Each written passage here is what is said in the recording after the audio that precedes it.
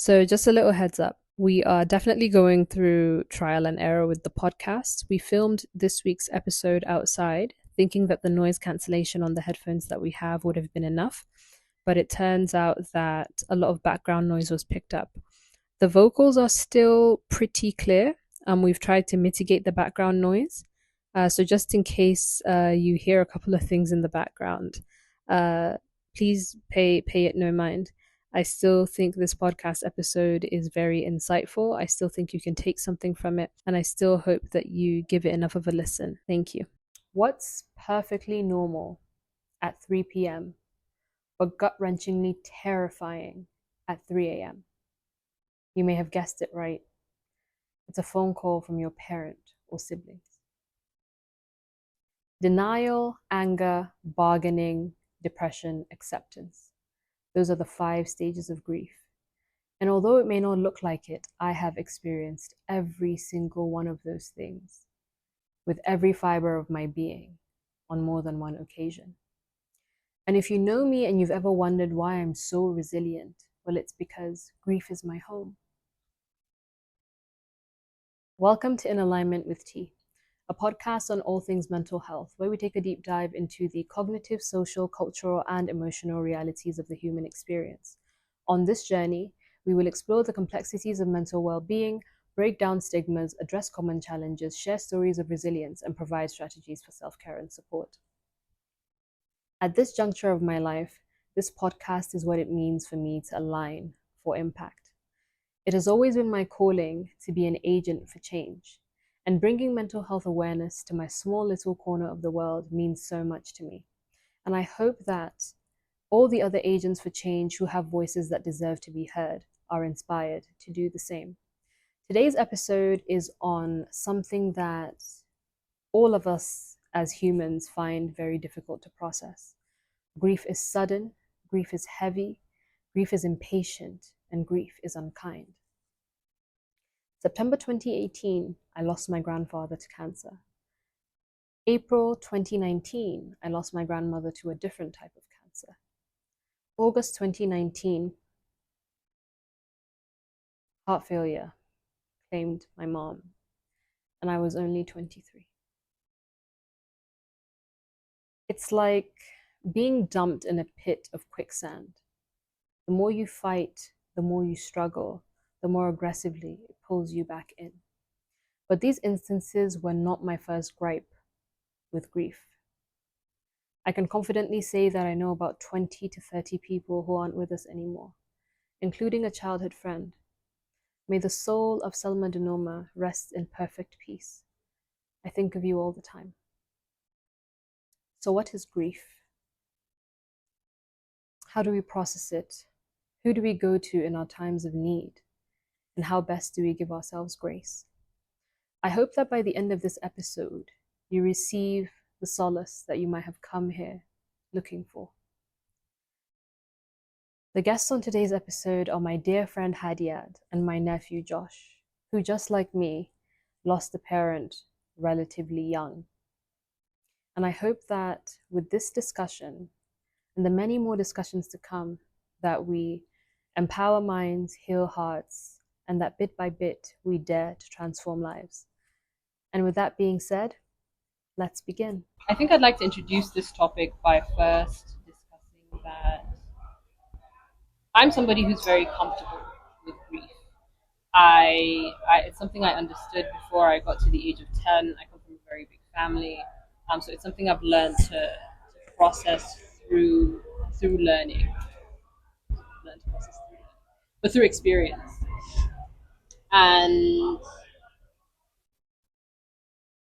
it doesn't get easier with time, right? You learn the movements. It's kind of like how you getting ready for school in the morning feels like muscle memory. You just know what to do and you know how to get through it. So it becomes, it doesn't make it any easier. It doesn't make the feeling any less intense. So I mean, we've already gone over this, but Josh, we'll do it again. Can you remember where you were and who you were with when it happened? When you got Yeah, I was in school. I just finished I just started second term of JS2, and then I got a call because this principal said I got called out. You're going home. You're going home today. Your uncle is here and your aunt is here to pick you up. And I was like, okay, why am I going home? Like it's like why am I going home? It's like it's just like why am I going home? It's middle of school. So like they're like we're calling you to move. So you're going home to move your stuff. You're moving houses. I was kind of excited, and then I was like, okay, where's my dad? Oh, yeah, he traveled. He traveled. I don't know. I think it's in Australia or something. Oh, okay, that's cool. Oh, if he's traveling, like I have a list of things you could buy for me. That would be nice. And um, One the, moment. Will the volume be fine, or do you still need to speak louder? Okay. uh, the conversation kind of died there. They're like, oh, he's traveled. So I know after the car ride, we went to exclusive stores. The Yeah. shawarma was still very good then. Yeah. Got shawarma, got ice cream. I was like, I was having a good time, and then went to my aunt's house. And then things started getting philosophical. Life, people come and go. Um, things happen. It was just like very philosophical And talks, I'd and like then to emphasize you were only 10. yeah, Yeah. like they now brought the topic like, oh, and like your dad, he was a Mm. great guy. He Yeah. lived. Okay, what's going on here? I was like, and he fell sick, and I was like, oh, and then he got better, right? And then he went to the hospital, and he's still there, and that's why you're here to let me see him, right?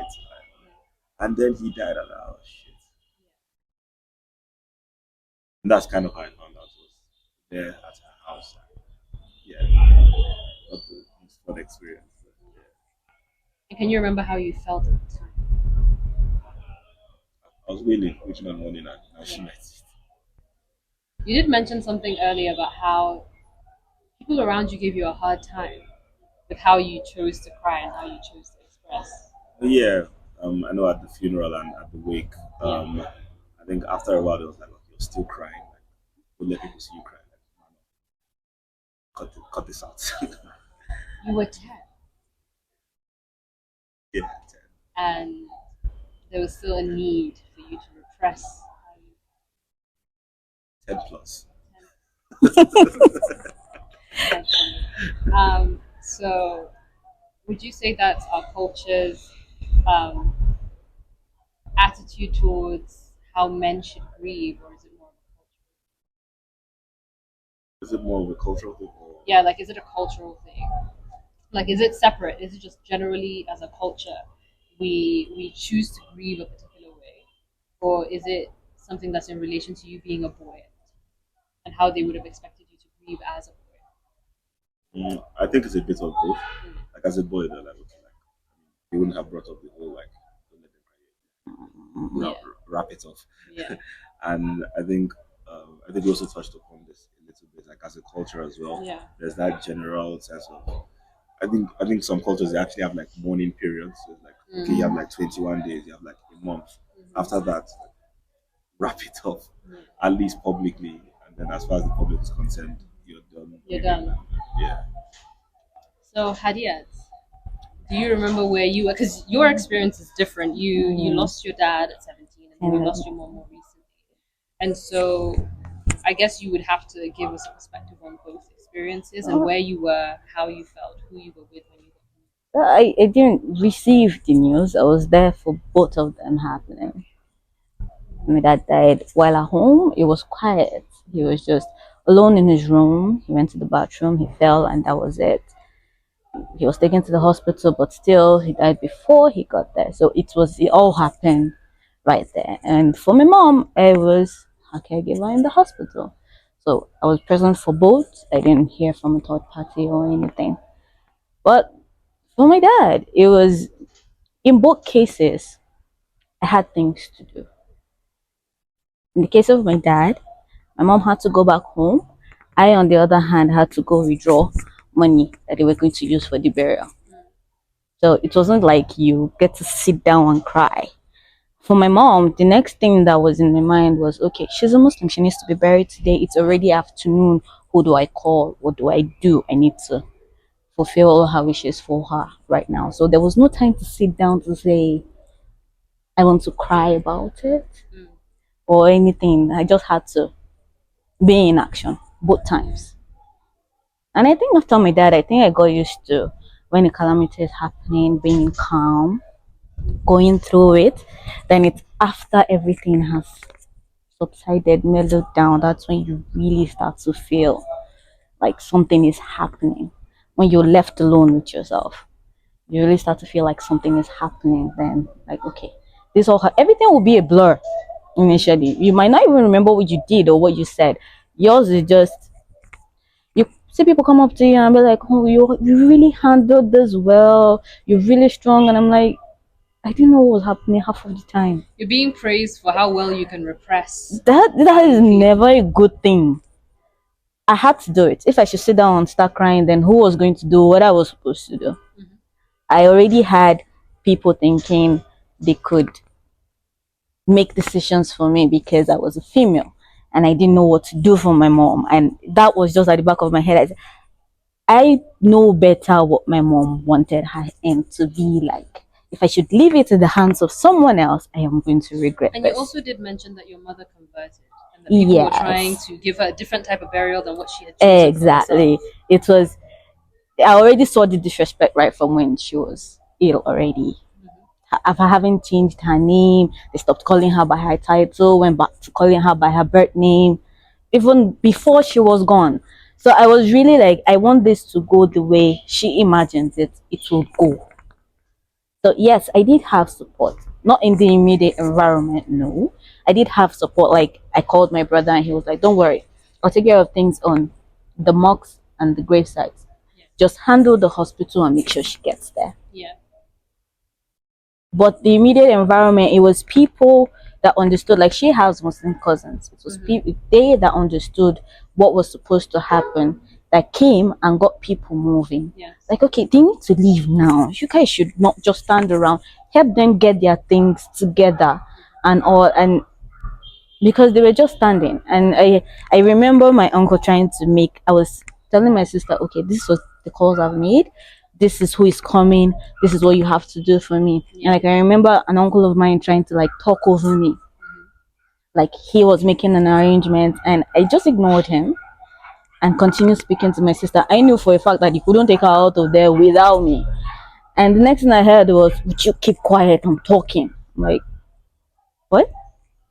So you're going through all of this and you're just basically going through the motions. And here you have somebody who cannot even fathom what you're going through. What I wanted to ask was, so for you, Josh, who would you say was your support system?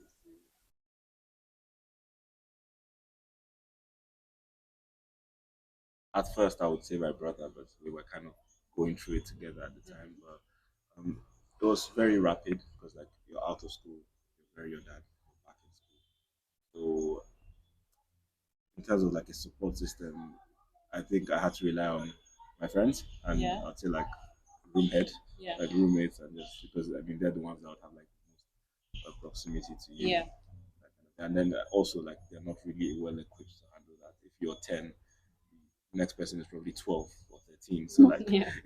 you're not really expecting. It's not the most emotionally intelligent environment. Yeah. Yeah. So it's just you're just kind of left to yourself in that Yeah. kind of situation. Um. So would you say when it comes to the people who are meant to be closest to you, I would say extended family. 'Cause I know for me, like I think some family were really good, but I think my friends were very, very supportive. Slept in the house with me, who kept me company, who tried to cheer me up. I've had that. So I guess would you say that you got the amount of support that you actually needed? In hindsight, I don't think so. Mm. I mean, some people were there, like let's say like at the wake and at the burial, but even now, like when I try to remember it, like oh, you just like oh, this person was actually there. Like when you're going through it, you don't even see, you're not seeing anything. It's like if someone is not actively present, you won't actually. I feel like you will recognize their presence if they're not actively. Yeah, they're just an NPC in Yeah, the just like process. just Yeah. like okay, like let's just move and keep it moving. Yeah. Fair enough. I think I received support in different ways, but there were times where I look exactly like my mom. So it doesn't matter how I'm dressed, you would see me and you would know that I was her child. And so I'm in my house, right? Like there are certain cultural things that I just maybe I'm not the best at adapting to. But I was at home. So it wasn't really in my, even though there were people in the house, it wasn't really in my nature to be like, oh, let me go wear a hijab. You know, there are people over. So people would walk into the house and like walk past me and not like give their condolences because I guess they thought they saw my hair wasn't covered, but they knew I was her child. There's no way you could mistake it. So there were certain types of cultural shocks that I had experienced when my mom passed away. I think there were certain realities that kind of hit me in the face about how people think and oh, so you don't care about my grief because I wasn't wearing what you expected me to wear when you Mm. walked into my Yes, house. I'm not then doing the brief picking at performance. Yes, yeah, yes. the grief It was performance, the way you greet, the way yes, you receive yes, them. You're yes. just worried How are about you the most receiving absurd me, things. even though you've just experienced something very traumatizing? So the next question I have is it pretty much segues into it's flowing perfectly. How was your extended family? Uh, well, for me, it wasn't even, I didn't expect much after she passed because people were already behaving kind of funny Mm, even before she did. mhm, Although during my dad's time, I was not at the forefront. I wasn't receiving guests or anything. So I was basically not, I was just watching from the background. mm, But for my mom, it was me. Every stop was me before anybody, before my siblings, before every stop was me. Imagine having to play peacekeeper mm. because people have different opinions, people want different things. You're trying not to hurt this person's feelings. And mind you, then I was in no state to start thinking of. So even with everything I tried to do with what little energy I had, after I still had so many complaints. You guys were giving us an attitude. You guys were disrespectful. And I'm like, at what point did you think I was mentally there Mentally there to to even pay attention to to pay you, attention let to alone to do you? something that would offend particularly you because you think you're so important. I'm going through something horrible. And you know what's so sad, I think, in this whole process? You're dealing with people who probably are twice your age who have not gone through These what you have are gone through, parents. right? These You are know, parents that have kids like us. whose parents are also alive themselves, right? So you're dealing with somebody who's 50, 60, who has their parents still here, but is telling you how you should grieve. I remember an uncle of mine calling up to be like, "You don't call, you don't keep in touch, and everything." And he was like, "He too just lost his mom, and what?" I'm like, are How are we you in a mates? competition? I don't So understand. I always have Oh, had this thing where I feel like the more mature person is always the person who has the responsibility to keep in touch. I have family members who, and those are people probably the people that I respect the most. They still keep in touch. They call. It's never like you don't call me. It's like they pick up the phone and they call because if I think about my siblings and if my siblings were to have an untimely passing and they had children that they left behind, I wouldn't be like, oh, well, she didn't she call called. me. I saw her as a baby and I partly raised her, but I'm not going to call her because she didn't call me. It's Now, very my strange. sister and I You know, literally it's looked very at strange. ourselves and we're like, God, please let us never become these people to Hmm. each other. Yeah. This is not it. It's not it at all. Yeah. It's a harrowing experience. So, Josh, would you say that not having your dad around anymore affects the way that you trust and the people that you allow into your Yeah, I think definitely. I don't think I have high expectations of people life? in terms of I wouldn't say pessimistic, but Mm. just for the sake of like making it easy to interpret, I guess with that. Um,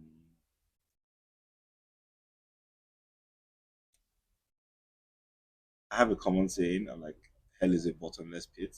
No Mm. matter how bad things are, it can get worse. So if somebody is like being bad, like It could probably be worse. Yeah. So when I meet someone, like I assume that they have the ability to do like the worst things possible, and they can actually. So um, in terms of trusting people, I think I still trust people. Just that it's more of like it's a slower process. You know? Like, I've seen this person once, twice, three times.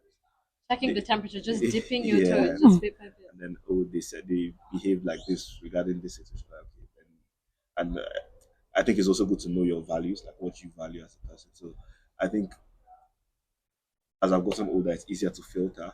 If like, okay, this person has one, two, three, four, five. Like, okay, Yeah. other things that they might not have that bad. Um, everybody has their flaws, but once they have like some core values, I feel like some things are walk aroundable. But like if you don't have like those things that I think are core values, then you've got to go. Just, I absolutely agree. I think I'd say I didn't understand human nature. I always tell people this is like I don't believe, and you guys can tell me whether you agree or not, but I don't believe you fully become an adult till your parents aren't there anymore. And I say that because there are things you won't see, right? Like if you think the people around you are not the best, wait till there's nobody to watch, wait till there's nobody to perform for. And I think that's when you will know what people are truly like, when you really go out into the world and you have these experiences without that level of protection. Yeah, because parents play very They like play a they huge play role. shield. You later find out that there were a lot of things they were shielding you from. Right now, there's that shield doesn't exist. You're going to see people at their raw form, and then you're basically a sitting duck. You don't have that, and they know you don't have that protection anymore. and I think you see people how they truly see you. So when your parents is around, they would also perform for your parents.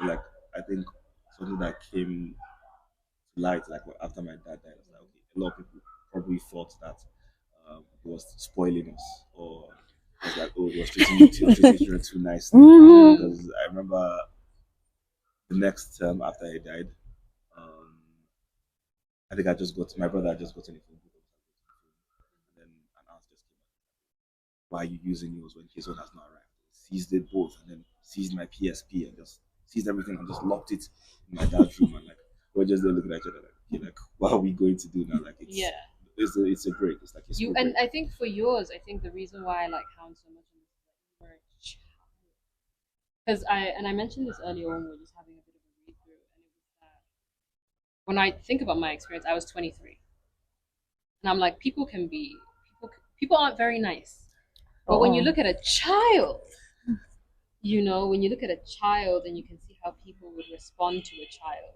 in those moments, and you realize, oh, so there's a deeper rooted issue within this society. We don't even separate who we treat a certain way and who we don't. Sometimes I feel like kids have it worse. To a lot of BS. Because a lot of adults, especially in this part of the world, they don't believe children have their own thought process or emotions. So they believe you just have to take everything hook, line, and sinker. And then when you grow older and you remember these things, they're like, "That's so long ago. Why are you still holding on to?" I'm like, those are the years where you get to make a lasting impression. Of course. You expect them to open up to you now? No, it's not going to happen. You already have a mental image. This is how they see you. It doesn't matter who you are now. That is what they remember you as. Yeah. So I'd like to ask both of you this question. So what about partners?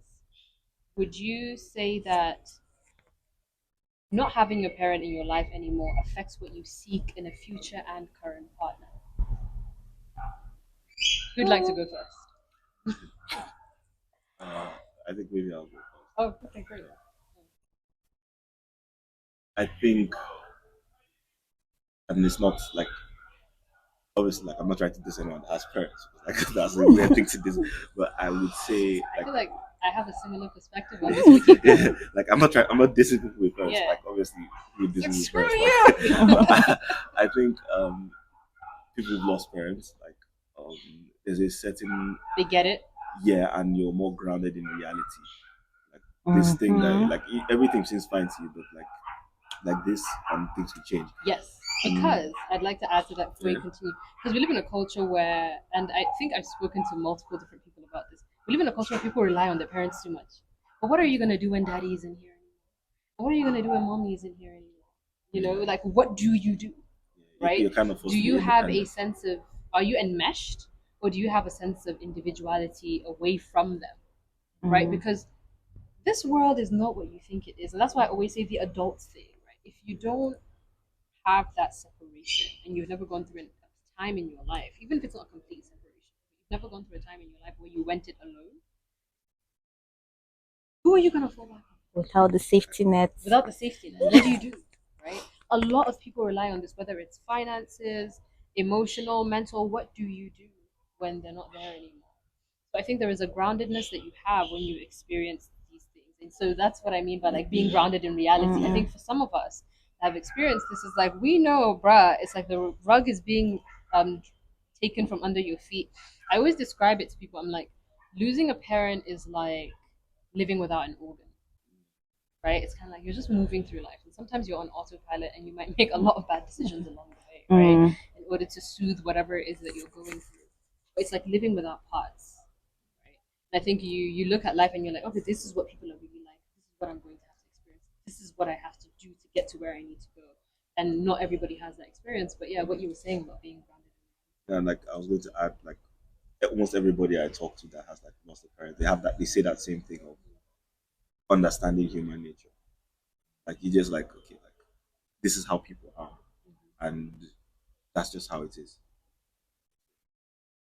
Yeah, living without a shield. Yeah. Your first layer of protection is gone forever.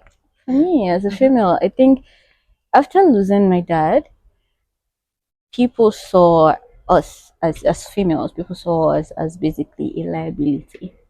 So people that wanted to be with you then, they make it seem like they're doing you a favor, kind of. And then I remember there was this person, the longest relationship I had.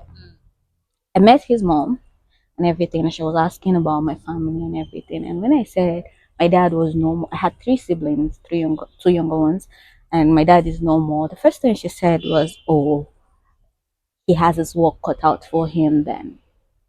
And I was like, "Wait, what?" Because you automatically thought that Thought your husband that would I take on was the responsibility exactly. of your son. I was like, "Wait, what?" I don't understand. We're doing just this has been a while ago. We're doing just fine. And she was like, no, that's not what she meant. I'm like, okay, I don't want to get Oh, you into what definitely meant it. I don't want to get into what you meant. And I think that was one of the things that made me review that relationship and all. And then the relationship went on till my mom was diagnosed with cancer. Yeah. And then I had already started my downward spiral then, because I was the person for my mom to lean on. And then I realized I didn't have anybody to lean on. So something you said about the downward spiral, I don't think we have enough honest conversations about the downward spiral. That is annoying. Like sound. I just hope it doesn't pick it up. But anyway, um, about the downward spiral. I know I had a couple of rough years because the way that my mom passed was I'd already experienced a couple of passings throughout my life. I can confidently say I know like 20 to 30 people who were gone. I knew them and I had personal relationships. So September 2018, my granddad passes away from cancer. 6 months later, my grandmother passes away April 2019 from a different kind of cancer. 3.5 months later, my mom passes away from heart failure. So it's before you finish grieving one process, something else happens. Kind of like you're literally going through life on autopilot. And so processing all of those things, the reality thing comes into it. Your mortality is real. You can't even move through life acting as though you're going to live forever. It's not that, because I've seen it enough times. I think on the flip side, you also, we say about like seeing people who are not there, like for who they really are. The people who are there for you, that's when you really Yes. You know value who's solid. That's Yeah, it. you know who's solid. Exactly. And then your reaction to things changes too. You know Like what I realized? Sorry. The concept of blood is thicker than water is Oh my Absolutely god. yes. Because no, it's true. It Like I is. have an appreciation for the family who were here when it happened, no doubt. But it was the people who I did not have much blood ties to that were the people who wanted to Sadly. make sure that we were okay, that we were doing fine, that we were doing okay. We had friends that would like sleep in our rooms, in our beds with us, to, like make sure that we were doing great and we were doing okay. Those were the only people who did not have expectations. Most of the relatives had expectations, whether it's how you were grieving, how you looked while you were grieving, what you were doing, where you went, who you were with, whatever it is. Whereas like your friends were just there to be like, but are you okay? Because they were the people who were asking, All the all right the right questions. questions. And when I think about like going on I literally felt like I was floating because I had stopped living with my mom when I was about 17. Um, when they had moved back to Nigeria, I was still living in the UK at the time. I was 17 when I stopped living with her. I came back home about twice, and then they came to see me while I was away a couple of times. But I only had about between 17 and 23 when she had passed away. I only maybe had like a good 6 months spending time with her. So out of those 6 years. So it's like I lost my mom at 23, but I technically lost her at 17 because, we weren't living together. And I find it to be really strange because I wasn't even supposed to move back. Right, I moved back impromptu. It was like an impromptu moving back, and then I got a few months with her. So yeah, it's definitely a lesson in. It's definitely a lesson in being. It's definitely a lesson in being grounded in being grounded in reality, which is interesting. I would also like to ask. So also still on the partners. So would you say that you would prefer to be with somebody who understands that and who's experienced that because you don't have to explain too much? Is that what you're trying to say? Yes, in terms of like communication, but I think in terms of understanding you, like they know the frame you're coming from. They know, like when you explain things a certain way, they just get it. Like they just get it. And I think they're also more capable of meeting your needs, Yeah, right? Like I think there are certain needs that people who've not experienced that might not understand. So I think the closest person to understand you in that situation would be somebody whose parent may not have passed away, but they didn't grow up with that parent, right? Because they know what it's like to not have somebody to lean on in that sense. I But think also even people that have just like lived alone, they yes, also have Yeah. that. yes, They have that. I feel once you've been out on your own to on some your extent, own, then you just yeah, kind of get it. yeah, yeah. I definitely get that. There's an empathy that you don't get from people who've not shared your experience. I think for me, um, I I always reiterate reliability in a future partner. I need someone that's very reliable. Because not only have I experienced loss in terms of death, but I've experienced a lot of loss. I moved around a lot as a kid. I've been to like a dozen different schools. So I never really attached myself too much to something. And so I think when I consider settling down, I need somebody that's very reliable and somebody that's very considerate and somebody that's very kind because you know how there are things you don't realize, like let's say like wedding days. They have like mother of the bride and all those things. I'm never gonna experience that, right? My mom's not gonna be in the delivery room when I have a baby. Um, I can't call her for advice and stuff like that. And I'm sure you can relate to that thought Yeah. process as well. And it's like I have to have a partner who can sympathize and empathize with something like that. Because if you have somebody who's never been through anything and he's been a prince his whole life and he's never, do you get what I mean? Like he's never lost anything. He won't even understand your issues. He won't understand where you're coming from. Because I remember there was a conversation that like shone the light on this. It was 4 years ago. I was sitting with a group of friends and we were talking, and it was basically about how one guy was like, oh, he doesn't want to be in the delivery room when his wife gives birth. He was like, and I was like, why wouldn't you want to be there? You're the father. And he was like, her mother can just be there. And I was just looking at him and I was like, so what about the rest of us whose mothers aren't here? What do we do? And he was just silent. But you know how life works, and I don't think this isn't like a I told you so moment. But his dad had passed away several months after that, and I didn't have the conversation with him, but I would have liked to have the conversation with him afterwards. Because you know how sometimes people don't understand things till they've experienced Experienced it. that. And they speak very brazenly about things until it's like, when you don't have that support system, what would you do? And you might be more considerate of other people. So yeah, I would definitely need a partner that was very understanding and very considerate, because there's a support system that people who have parents have that people who don't would require in their partner, which is tough, which is a higher burden on the partner, right? But it's somebody who can carry that, so it's a bigger burden. I would need somebody who would be willing to exercise a certain level of emotion. On the flip side, though, having gone through that themselves doesn't necessarily mean they're well equipped to. Oh yeah. Yeah, because Yeah. some people don't. I won't say they don't grieve properly, but some people don't even grieve at all. They just, okay, that is that. This is life for you. We move on, and the same people will tell you it happened to me too. Now I'm not a crybaby about it. But I also kind of feel like those types of people suffer the most. People in denial, they suffer the most. They suffer. Wait, how long are you gonna move through life like a freight train before it hits you, for real? Because those are the people who have breakdowns at 60, right? You never worked through your issues. You never thought about your problems.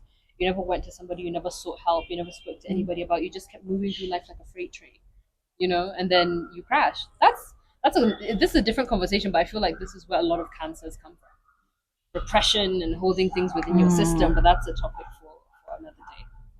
So, how would you say you have grown, and what lessons would you say you have learned from the experience? I think what she said about having the skills, I think like building that empathy, and because I had a conversation with one of my aunts, like, one of the people was there like during the burial, the person who actually said the stop crying and all of that. And I mean, I'm not saying she was right; she was not right at that time.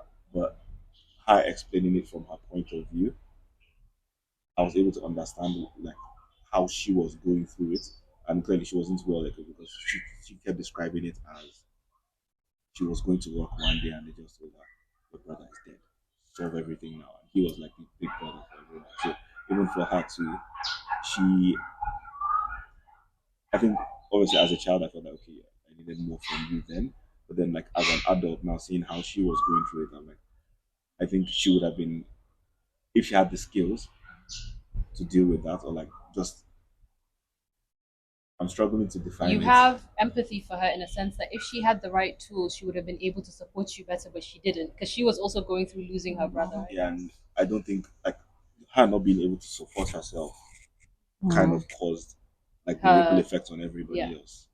And she described how it was for her, how it was for siblings as well. And the same thing we said about how when you see people for how they really are, she also used that terms as well. Like, oh, like we're looking for people, like nobody was there. Your dad All had the many, friends, your all dad- the he had many support. people that where were they? And I could. This was last year, and I could still hear that pain. Like, where were they? So she was that was also an experience for her. Of course. And it's a bit tricky. Like saying like I mean you don't just go around practicing how people around you are going to die and everything. But I think having that conversation was interesting. Just seeing like from the other person's perspective. Obviously, I brought it up as well. Like what you did was shit. Yeah, it's good that you called her out on it. It's very important that you do so. I mean, again, about like people just exercising who they truly are in the process. I mean, there are people who my mother technically raised who don't even call us anymore. They don't call us. They don't stay in contact. And, she gave a lot. She technically raised some of these people. So it's just an interesting perspective to have. What would you say about the way I react to things now is differently. Things that would have like aggravated me before, like now I basically live my life like nobody owes me anything. Nobody owes me shit. If someone decides to switch up on me today, I'm like, I take it as okay. I take it as after all, I'm not their responsibility. So I can only look out for me the best. yeah? I don't expect you to be able to do that. But then it doesn't mean I have to take what you're dishing out. Yes. If it doesn't help me, I can say no to it. And saying no to whatever form of support they think they're giving you means you're disrespectful. You're being rude. I can remember my aunt, she was like, okay, do you need this? Do you need I'm like, no, we're fine. What we really need now is to be left alone. I remember her getting pissed about it. Like, what do you mean by you're fine? Imagine. I'm like, this is what we need right now. I'm not going to get angry at her. It's like, why would you shout at me? Like, nah, that you too. You're processing the whole you lost your sister thing, but I don't have to take it. Something you said about being left alone. So for me, I think it's a northern thing to practice this thing where people come to your house. They basically move into your house to grieve. I understand the culture and where it comes from, but I don't think it's an Islamic requirement. I was actually reading up on it, and I think it's called makruh. It's not actually a real requirement in Islam that we do culturally. So I come home. My mom passes away in India. I went away from my graduation, so I was in London. I come back to my house. I can't go into my room and cry because people have spread themselves in my space. So here I am with my siblings. We're all cooped up in my sister's room downstairs. We don't have any personal space. We can't sit down and speak to ourselves as a family. And I can understand that many people who were here at the time, they came from a place of love, I'm sure. And many of them wanted to support us. But I think in that time, because when I speak about the experience with my sisters, it was definitely we wanted our own personal space just to be able to process what we have just gone through as a family. And we didn't really need extra opinions. Because, like I said, there were people who would walk past me, walk past my siblings too, and not give their condolences. So, who were you here to? Like, there were times where my siblings and I would be downstairs, right? And people would walk past us and go to the second floor of my house to go greet my aunties, related and unrelated, and give their condolences and wouldn't say a word to us. So I've seen things, right? And a lot of it is eye service. Yeah, it is. It's eye service. It's not, and so for me, that's the part of the grieving process I do not like. The eye service that people pay. Okay, you came, you showed up, but you've not said anything. In fact, there was a lady I won't mention. She came here, didn't speak to not one of my siblings. She even slept in this house, and not once did she ever like give her condolences. Like, oh, and my mom was very good to her. Give her condolences about like, oh, we see what you're going through, blah blah blah blah blah. But she was sitting in the room when everybody was giving us advice on how to move on with our lives. But she still had not given her condolences. So I think even through processes like this, people would exude pride. There's still a pride that people like to people like to exude during processes like this. I think I would also like to add there's an awkwardness. Mm, So I think there's some people that are like that, and there's people that just don't know what to do. So adding to that, being ill-equipped to process the situation or how to handle it. I don't think enough people really know how. As Nigeria, I don't think Nigerians know how to handle difficult situations. We just kind of just like a lot of people just go through it as carelessly as they can and just see how it goes. yeah. Sometimes it's almost like there's a playbook when you see two, three, four, five people said this exactly the same thing. Um, When you're saying like you've met two, three, four, five people and they're saying exactly the same, like you're hearing something on repeat. mhm. And it's just like, are you guys reading from somewhere? And all apparently I didn't get that playbook because if I'm close to someone that lost somebody, I don't sometimes I feel like there's no need to talk. Just let the You know person be. why? Let them know that you're there and let it be. Because I think you're an individual with a sense of self, right? I think we don't need to follow a playbook when people are grieving. You know what to do as a human being. But I think the reason why we might have similar stories is because, again, as a society, we pay a lot of eye service. And so people follow the steps and they follow but it's like, again, like, you're a human, act like a human. We don't need to act like robots. So I'd like to move on to the next question. So if someone out there was struggling with this, what advice would you give them? That's actually Yeah. advice.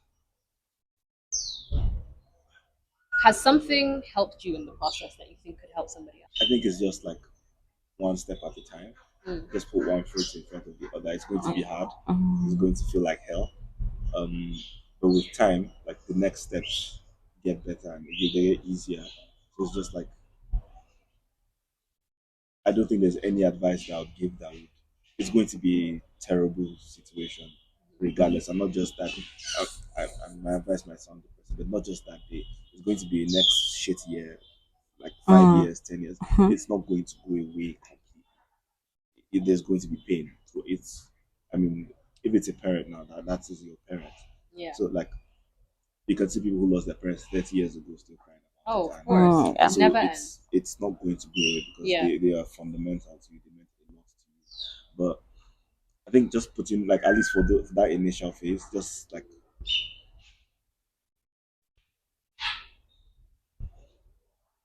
I was about to say something and then it just reminded me of the strong.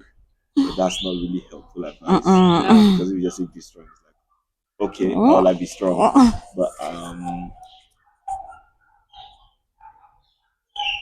I actually don't think I have like good advice to give. If I'm being honest, Before I I go could give to generic advice. But I don't Hadiyat think on advice, if you've not experienced it, the best advice you could give is silence. That's what I'd like to put out there. Mm. Silence. You don't know what this is like. Mm. Don't give me any advice. And I think the biggest thing I would say is when it comes to grief, feel it. Yes. Let it Okay, hit hit you you. like a freight train and feel it. If you need to cry, if you need to scream, if you need to cuss somebody out, if you whatever it is that you need, nobody can tell you how to handle something like that. Especially I think when it comes to losing a parent, it's like the people you came from, the people who made you, the people who brought you into the world are not here anymore. You are allowed to feel how you want to feel. What would you say about I would have basically said advice? the same thing. Yeah. Feel it, but everybody's experience is unique. Like for me, I didn't have that time to feel it initially because I had things to do, I had things to put in place, and I kept constantly hearing, okay, you're the older of the two now, you're like a mother to them now. And I'm like, at what time do I get to breathe? But over time, I Yeah. realized that even though for a long time, I'm like, okay, let's pack up all this, put it in a box. I need to concentrate right now. But Sorry again, was Bonnie. opening that box back up was hard Uh-huh. because I knew what I locked in there. Yeah. And I know that it was going to hit me for the fact that I locked it up in there. But Yeah. at the end of the day, there's no shortcut. You have to walk through those because I put things in that box. I hadn't grieved or anything. I was finding it hard to see past the time frame of when she was ill back to my mom that I enjoyed years with. So until I had unpacked that box and gone through it, I couldn't move past it. Yes, it did help for me to be active and centered and useful to myself for the Yeah. time being. But over time, you just have to unpack it. You just have to go through it. There's no shortcut. You have to go through it. So I think this is the more informal part of the podcast because like the questions are done. Um, brief. I think. Would you say there is? Would you say you're at a healthier place now with your grieving process? Like, are you? Do you feel like you wake up in the morning and you're like, there was a time I couldn't get out of bed. Mm. Like I went to law school 2 weeks after my mom passed away. It's very weird. I just kind of went on autopilot before like a good 2 weeks. I couldn't really move. Everywhere I went, I was just crying. But would you say like now you have it together? So it kind of ties back to the non-advice. Like, I think we all went through it, and that's funny how like we are like going back and forth on what to give as advice, and then the Yeah. advice was like, "I have any good advice to give?" Yeah. I would say because going through it, like I said, it doesn't really end. Yeah. So Mm. you think you're fine until a bad day hits you, and then it just comes back. So I think I know sometime last year I was just having like a shit week. Everything was just going, and everything was just nothing was going as planned that week, and it was just like, oh, if my dad was around, I probably would not have to do it. I remember I was in the kitchen, I was just like doing stuff, and then I think I was trying to cook. I was trying to meal prep for that week, and then when like there was, so I know something just fell on the floor. I'm like, I was like, "Why is this?" Yeah, it's the camel. It's the straw that broke the camel's back. Yeah, And then like, why are you crying over ketchup or something? yeah. Like, you just, It's not the ketchup. It's not the ketchup. but then you just say it's the Yeah. ketchup because sometimes I don't think I don't think many people would understand if, let's say, you tell them this person passed away 13, 14 years ago and you're crying today. Today. But you know what? That's why I. This is gonna sound so mean, but I don't like people who've never been through anything. And I'm not saying, and I'm not saying this as like a hater or anything, but like they don't get it. 15 years is not enough. 15, that is 15 years of graduations. That is 15 years of achievements, 15 years of growth that you didn't get a pat on the back for, You feel it at right? every milestone. You feel it at every every milestone, milestone. right? So to have somebody who's just had it smooth the whole time, get over it. It's very annoying. It's very, very, very annoying. Would you say you're at a stable place now? Like I said, there are good days, there are bad days.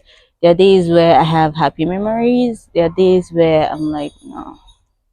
Now, if she was here, this would have gone completely differently. And all. And for me, my mom was basically my red flag reader.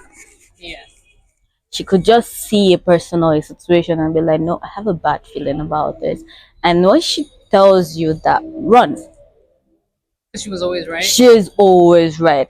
And I remember feeling like, what am I supposed to do now? Like, I'm basically sitting there. I can't tell my left from my right. Who is going to tell me if this person is out to get me or not? Yeah. But over time, I started to see how I was similar to her. Funny enough, her passing actually taught me a lot more about how similar we were. I didn't just trust myself enough to put myself on the same level as she was, but I think it was something that happened for her over time. So yes, I tried to like, okay, I was like my mom in this way. I should be fine. I would be fine. She did a good job with me. I should be fine. So would you say But losing your mom made you put your big girl boots on and be like, okay, I'm grown now. I'm an adult. I need to. yeah, that's one thing I'll take my mom. I'll thank her for. Yeah, it wasn't easy, but yeah, she made me wear that big girl boots from a very early age. You Yeah. have to wear it because, like I said, she was someone that always prepared for. I could die today. Then I don't have anything to worry about apart from you guys. I want to know that you guys could handle yourself. So you basically prepared us. Especially after my dad died, she doubled down on that. Like you have to know there was no the shielding kind of reduced a lot. Yeah. Like you have to know this is what it is. So but even at that, still you feel very lost when they're not there. You might yet have everything you need in your arsenal to go through life, but you're not going to really be able to tap them until you're more level headed. Yeah. So I'm like always going to miss her. Yes, some days I'm going to cry about her not being there. Some days I'm going to be happy about memories and things that she has taught me. Especially when I go through something and I am able to use what my mom has said or taught me to get out of the situation, or it's both happy and sad. You're never truly okay. Yeah. You would achieve. I always wanted my mom to see me achieve great things, and I know that I am going to go on to achieve those great things. But I am going to feel like I wish she was here to see the. I think I always say I feel like one of the most painful things, and I spoke to my sisters about this, not having been at a stage in my life where I was capable of doing big and great things for my mom. Mhm. You know, they're never going to receive certain things from you. It's kind of like now you might see somebody pay for their parents' vacation or something like that. Do you get what I mean? It's like you don't get to have that. It's not an experience that you get to have. And I have like an additional question that just popped into my mind. How would you say your parents' passing has affected your relationship with your sibling? Is it closer? Is it further apart? Has it grown in a different direction than you thought it would? Um, I think we got closer as we got older. Yeah. I think early on, we're like I think we drifted apart a bit. Yeah. At the earlier part. Yeah. And also based on like how we were raised and like the differences. Like so, we didn't really grow up together to a large extent after that. Um, but I think after university, after graduating, as maturing as adults, then I think we started getting closer. Like, actually, because he also has that same experience, so he understands. Yeah. So like that, you know how we say about like people who have lost a sibling, they just get it, and I don't think anybody would understand. He's the only person in the world that gets it. Based on like I don't think I would even get it because of like his age, the age difference in both of us, like the separation and all of that. But nobody else would come closer to getting it than him, and nobody will come closer to getting it for him than me. Yeah. Even though there's still that Yeah, gap. it's one thing you guys share. Yeah, but yeah, exactly. Nobody will ever understand. And as you get older, I think you kind of value that as well. So like this person knows you truly. And knows people might not understand what you've got, but this person knows they get exactly it. what you've got. Yeah. Would you say the same thing? Yes.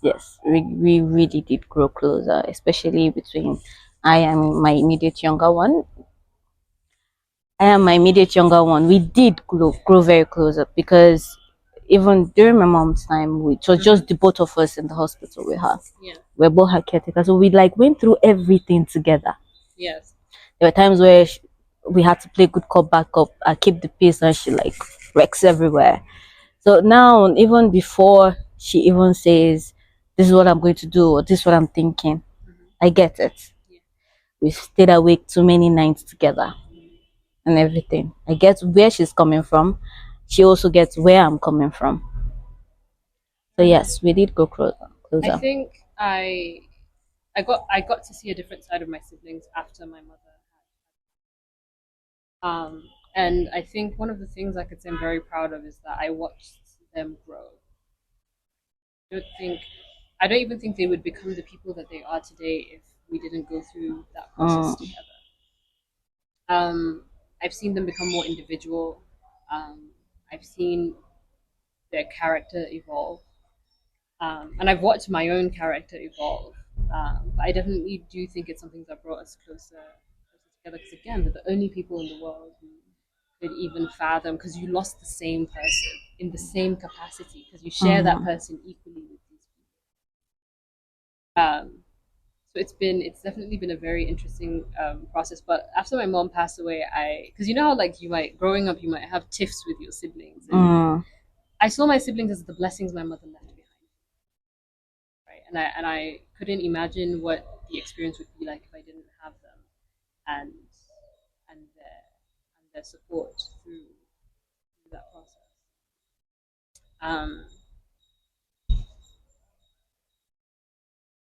So what do we do moving forward? I'm quite interested in because I think what we have in common is losing our parents, parents or our parents early on. Um, I'm curious to think of how people who like their parents live very long and all of them are old, like okay, you're 60 and your dad is 90. Like you wonder what that feels like. Yeah, I know from an outsider's perspective, I see they celebrate it more because like okay, we've done the distance. Like okay, I won't put words in their mouth, but I'm interested. I would be interested in seeing like how that experience is like for them. Instead. So on one part, it's like okay, they know that okay, like the parents like 90, they've lived a long life. And they were there throughout the experience. Those tend to be the burials that are celebration of life, right? Yeah. But then on the other hand, you've been with this person for 60 years of your life. And they've been telling you what to do, and they've been having an influence on your life. So that's a very interesting perspective. So actually. Although they do celebration of life, I imagine I would like to understand the gravity of that kind of loss. Yes. Because that's 60 years. You know what it is? Only people who've lost a parent can say things like this without it sounding outrageous, right? Because it's a form of a loss of agency, right? You don't get to have your full autonomy as an individual when you have somebody guiding you throughout life. So it's a different perspective. For us, it's like, I mean, thank God my dad's still alive, so I still have that in a way, but like mothers and dads are not the same. Exactly. It's a completely different thing. And so it's interesting to, you're right, it's very interesting to see how it is to have somebody still parenting you in your 40s, 50s, 60s. An interesting perspective. Yeah, What are you curious about? basically the same thing. Yeah. Yes, because I would have loved to see how my relationship with my mom would have evolved over time. Because as a kid, it felt like, I'm just, there's so many rules to follow. But as I grew older, she let up on them.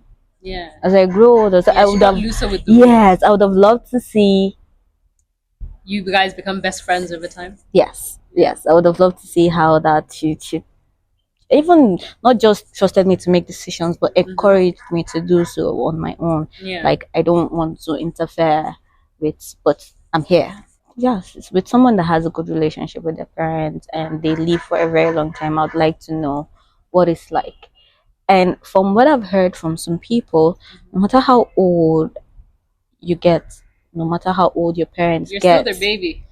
exactly, losing them at whatever age is still, they say it's still painful. In fact, if you've never had contact with your inner child, right, when you're 70 and your parent passes away, it's gonna feel like you were five again. You know? So it's a very interesting process, and I might find a few old heads to do an episode with on how the process went. Producers, how long are we on now? Well, 55 minutes. On this particular video? No, On everything. Okay.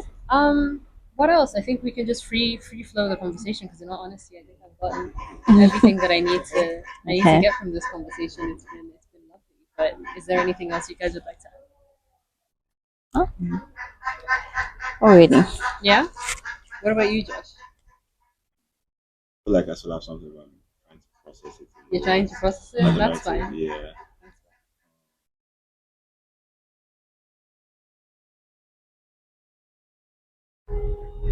I'll be so pissed off if I don't get to like 3 hours to record it. And then you just like text me and you're like, well, I think when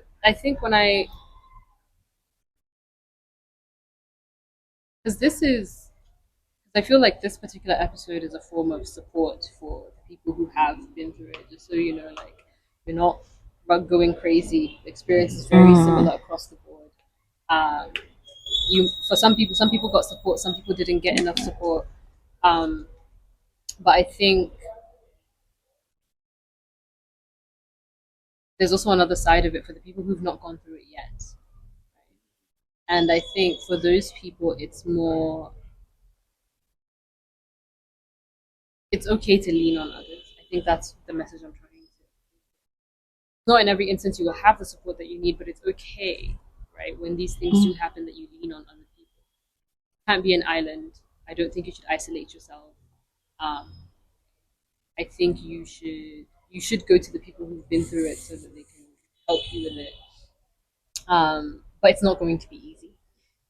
So I think we can be the scapegoats to give them a bit of a guide on what it's going to feel like and what it might be like. But you'll get through it. I think that's the best thing. You'll get through it. It's a process. Hold your siblings close because they're the people you'll need most. And your true friends will rise to the occasion. So far, so good. I think I learned lessons in my grieving process. I think I had my highs, I had my lows, and all of it was through learning how to deal with such devastating. Um, I guess I'd ask, do you feel like you had a spiral at some point? Sorry? Do you feel like you had a spiral at some point? Like a downward spiral? Yeah. Oh, yeah, definitely. He was like, Definitely. yeah. I mean, it's kind of unavoidable. Yeah. And like I said, like with every milestone, you kind of see it coming. Yeah. You kind of see it coming, like, okay, this has happened. Normally, your dad would be there. You're going through this phase of life. So, like, imagine, like, I was, 10. It's like, when you're 13, puberty, obviously, Yeah. going through that part. Yeah. When you're going like when you're going through like you're going to university, like what school should I go to, what course should I study? Yeah. Navigating And I think dads play a huge role in that process. Yeah. Yeah. I mean, for example, career wise, I think it's very common for children to just follow their parents' footsteps. So, like for example, I was going to study economics. I was doing that because my dad studied economics, and I did not like economics. And then I left economics for business because I was like, I think I like the business curriculum more. It's more like I felt it was more practical. But then for everybody, it would just be like, you're no longer studying economics, you're studying business. But I remember after I changed, I was like, I betrayed my father. I feel like you find the connections where there are no connections. Yeah. Like his job was not what connected you to him. His spirit connected you to him. So it's okay to. You know, you look, like you said, you look for anything to connect. Yeah. Like I told you, I don't have any pictures with him. So like it's like anything you can't just hold on. Okay, like. Yeah, and I feel like that's tough because I remember mentioning this to you earlier, where I was like, sometimes I would watch videos of my mom just to like hear her voice, and you were like, I don't have any pictures, and it broke my heart because I but you do have pictures of him. You still have pictures with him. I'm like 5.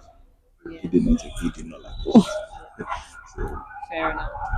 I think advice could be, if you have them, like ambush them, ambush them to get all the content you can get. It might seem like corny or cheesy, like if you have to do if your family's around for like Christmas or holidays, get a photographer. Yeah, like, take pictures with them.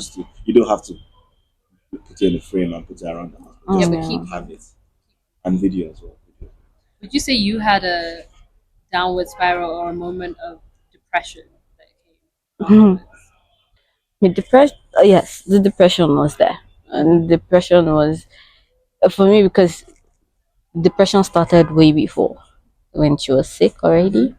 I was just going downhill. I was just going downhill. So I didn't want to think about it. I knew it was there, but I didn't want to think about it. But when I'm around people and they're like, "You, how is it possible that you got quieter? How you already?" I'm like, I was like, at the point they could see that I wasn't there. I was physically there, but I just wasn't mentally there. Especially when I had to put things in the box, I find myself just moving things and moving on autopilot. Me and myself basically zombies for a while. Yeah. We're just moving through the motion and all. Then after a while, I was like, I really need to break down. Yeah. Because if I don't break down now, if I'm forced to do so, it's going to be hard to get back up. This is why I said feel it, because it prevents you from moving on. It prevents you from all the blessings that could come into your life. Because I feel like if you don't feel and you block it out, you will block out other important things. And when you push it down, it will come out in the ugliest. In the ugliest. Yeah. I had my moments of denial. Right? Like the stages of grief, I think, are denial, anger, bargaining, depression, and then acceptance. I went through a denial phase. I went through a bargaining phase. I went through an anger phase. And so, where do you guys think you are now in your stages? It's when you brought up the phases, it just brought to mind like how I feel when you go through that, and then like we said, at every milestone, you feel a different part of it. Yeah. So like, let's say you're an adult now, you need something, and just be angry. So for me, I was there when we had it. One moment. Guys, is it possible to switch on the flash? Because I think it's getting darker on both. It looks good. It looks very good. So for me, I witnessed his first heart attack the year before. I knew he had promised, oh, I would do this, I would do that. Sometimes I'm just like, why did you do this? Like you get angry at him, like, why did you do this? If you did this, maybe this would have gone. You could have survived. If you like, there's that anger. Sometimes you're angry at the person, sometimes you're angry at the situation. Sometimes you're angry at yourself because I'm like, oh, if I told him let's go running, maybe he would have. Why didn't I do that? give You were someone. 10. You're not going to Yeah. give somebody you think like that. But Yeah. you feel like you find connections where they You are, find connections where and they then are. you just it's a form of self torture in a way. It is. Yeah, It it is. You is. just like Yeah. yeah. Yeah. And for some of us, the self torture comes very naturally. Yeah. I remember. I definitely, when you talk about anger, I felt a lot of anger. My mom was suffering through heart failure. Like between the time we found out her heart was failing and the time she died was like 5 weeks. Um, I remember in the process where I was taking care of her before she had to go to the hospital. The time I walked into her room and she wasn't breathing, and it terrified me because I thought that was when it happened. But it just and then she woke up and I was like, oh God. But I think some of the, when it comes to anger, I would be mad at her because I'm just like, but they said you were meant to follow this diet and you're not following it and it's stressing me out. Because at the time I was angry at her, but I think now it was It is I fair. was scared. And I was like, I didn't really get why she couldn't see that I was terrified. That if you don't do what you need to do, if you don't follow the steps Mm-hmm. the way you need to follow the steps, you're just gonna leave me hanging. I don't think Yeah, enough people we, talk about my sister and I had the same thing. We were like, that. we came back home and found out she was no longer following her treatment. We were very angry. She and my sister didn't speak for weeks. We were very angry. I, on the other hand, couldn't afford that because I had to take care of her. Everybody could not. But she wasn't speaking to the rest of us for weeks. And then we were very angry for a very long time. But while we were in the hospital, we we're just like, what happened? You completely shut us out. What happened? And the reply was, she didn't know. She didn't know why. She didn't know. She honestly thought she was doing the best Wait, and what are you everything. talking about? Is it about her not taking her treatments, her not taking medication? Yes, her not continuing with her treatment. She said she felt she was doing the best and she didn't want to burden us. Even though my sister had told her times and times again, like, if you do not do this, at the end of the day, this is where we are going to end up. Yeah, So my sister said for her, it was like she was living it twice, yeah, knowing that this was going to happen and then it's actually happening. yeah, But by the time we were in the hospital and we like had a talk, we had that time to talk when she was lucid and all. yeah, The anger, I wouldn't say it completely disappeared, but then we chose to let it go. yeah, Let it just go. Now what's important is making her as comfortable as possible. yeah, And then my anger was redirected towards other people. Like, yeah. if you guys were around and you guys actually like encouraged this, why? Mhm. And then later I was like, I don't think these people knew any better either. Yeah, I don't think they knew any better either. And then it was at me. I was like, why did I have to go back to school? I could have stayed. I could have stayed. But then and then now I always backtrack when I say something like that. I'm like, if I had stayed, I would have given my mom more heartache than anything. The fact that I was not where I was supposed to be because of her and everything. And then I still went through the whole, maybe if you were more financially independent, you would have been able to force her to continue her treatment. And then I'm actually so I like, guess we all experienced anger and bargaining at the same time. It's like, if I did this, if I didn't do like, that. So would you say you are? How long would you say your depression phase was, or would you say you're still at your depression phase? Um, I think mine went on for a long time. Um, I think my aunt really helped me through it. That was my later stages, Yeah, like 20, just before COVID. yeah, So, one of my aunts was really helpful about it. COVID came and did its best to record the progress, but yeah. we're hanging in there. Mhm. Um, I'm not. I don't think I'm as melancholic as I would have been prior. 10-year depression phase. Yeah. Um, I said I just started getting out of it past few years. Yeah, That's why I also just spoke about like knowing how to cope. I mean, like I think it was like with adulthood and like just trying to become your own person and becoming more independent. So I think beginning to see myself as not my dad's son because I think at the point where I crossed having lived more years without him than with him, that was when I started like kind of have to now become your own person independently, and what did he not do right that you want to do right? But, so like for example, like I really love my nephews and nieces, like they're like my children, and I don't know whether it's me projecting. I'm like, okay, I wish I had more time. I did spend more. Like I take pictures of them every time I see them. Right? So would you say you really want kids? That's not hard, guy. No, Yeah. keep saying that. Kids are cool. You're all right. Do you want kids? You're all right. If I had, I wouldn't mind. Josh, get out. I wonder what your brother's gonna think watching this. And he'll be like, cool. He loves children. Yeah. Every time I hear it's like, I'm with Aisha, I'm with this, I'm with that. It's like he's always got a baby with him. Yeah. I mean, they're cool. They're good company. Yeah, kids are good company. They're better than adults. I prefer kids. I prefer kids to adults. They're a lot more honest. They're very honest. Yeah, you know you've matured when you can like accept the honesty of a child because they're brutal. And I think as a result, I'm very protective of children. Like when I like, don't talk to that child. Oh yeah, I'm like very that. protective Like, of don't children. talk to Yeah, children. yeah. Like ease up on that child. Like I'm very much so. Like I'm a softie for kids. They can sell me. I'll be like, take me.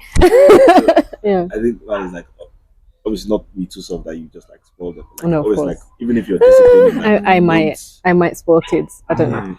I don't know. So I think like when people say soft parenting and stuff like that, it's like okay, knowing how to talk to a child and not be an Yeah, asshole, of just course. Like, yeah, so I have lost track of the question. It's fine. Free flowing. Would you say that you've reached acceptance? Acceptance. Yes, I have actually accepted that they both are no longer here and they are not coming back. Yeah. But I still find it, sometimes I still go back to what could I have done differently? Yeah. And what if they were here?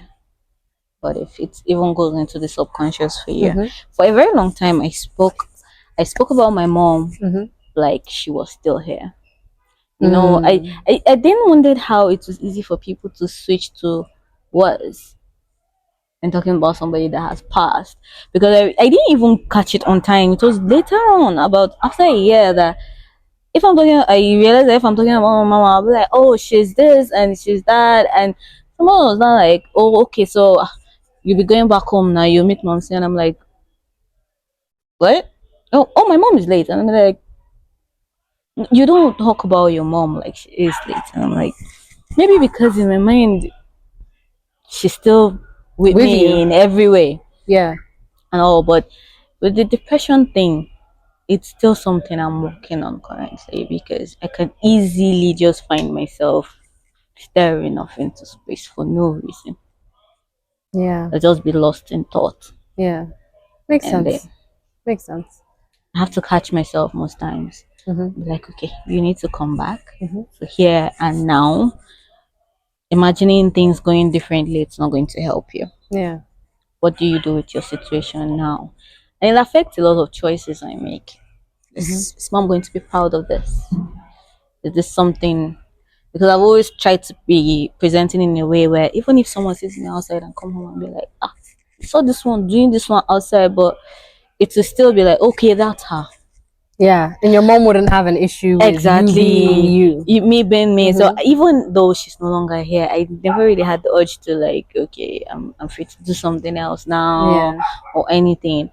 But one thing I did catch myself doing was this guilt of when you kind of feel a bit normal.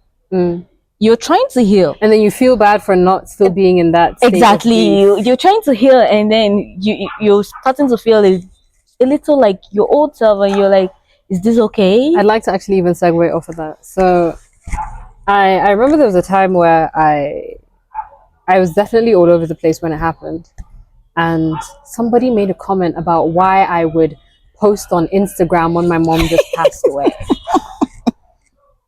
And in my mind I was like, who do you think you are to decide how I choose to grieve or who I choose to share this? My this dad process died. with. Yeah, Now, who are after my you? dad died, Mm-hmm. it was like a week. Was it a week or so? We still had guests coming in and out, Mm-hmm. and the whole talk was beginning to get on me and my sister. So we were just staying in our room and we were watching seasons that we've watched before. Most of us were not really watching anything. So I received a call from someone, Mm-hmm. and it was also like, "What's all that noise in the background?" And I'm like, Mm-hmm. "It's the TV," and the person's like, "The TV is not supposed to be on in that house." And I'm like, "What?" They said, "No, the TV is not supposed to be on." And I'm like, are you being for real So right we're now? supposed to fake it through the process, so it works for you. Just because I watch TV right now doesn't mean I don't cry myself to sleep till the sunrise. Do you get what I mean? You're supposed to be good You're supposed to perform. You're when they supposed to want do you it to be good, and you're supposed to like put out the performance when they when want they you want to you to put out the perform. performance. Oh, Right. So I think I'm definitely past denial.